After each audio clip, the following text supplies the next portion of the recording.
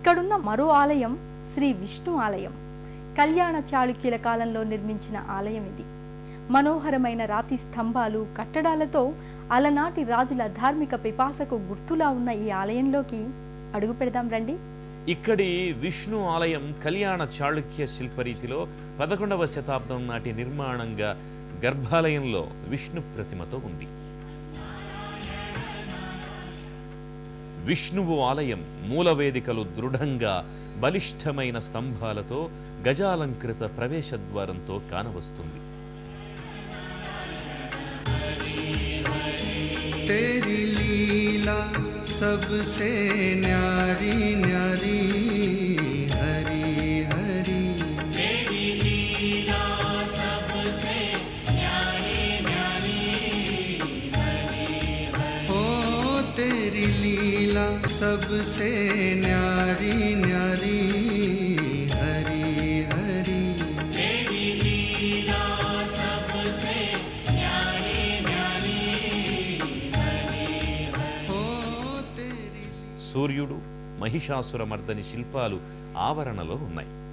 12వ శతాబ్ది నాటి సంగమంత గుడి, బ్రహ్మాలయం ఉన్నాయి. రామలింగాలయంలో నేటికి పూజలు జరుగుతున్నాయి.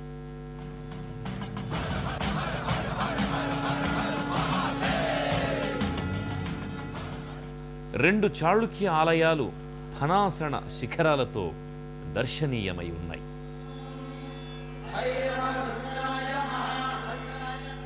ఎనిమిదో శతాబ్దపు శివాలయంలో సప్తమాతృకలను దర్శించవచ్చు.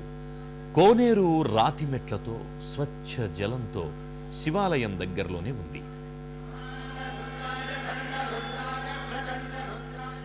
నల్లరాతి శివలింగం పానవట్టంతో గర్భాలయంలో రాతి మండపంతో కానవస్తుంది.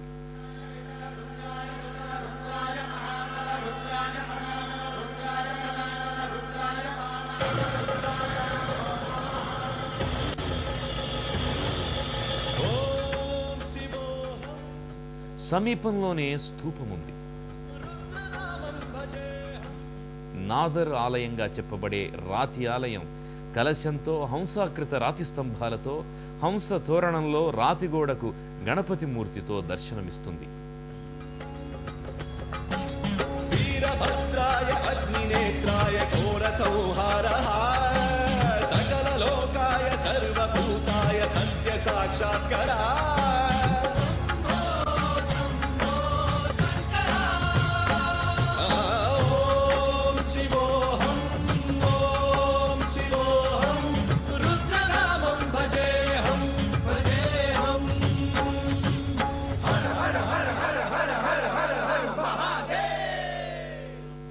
ఎత్తైన రాతి దిన్నెపై 4 మెట్లతో విశాల వృక్ష సమీపాన అంబికర్ గుడి ఉంది.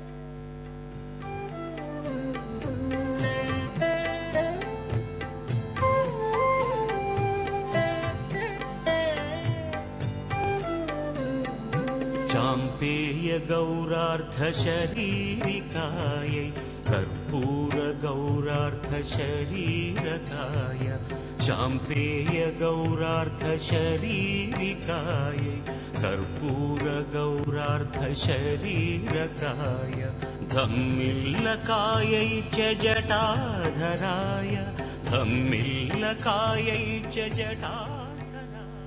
ఆలయాలన్నీ రాతి నిర్మితాలే. నమః శివాయ.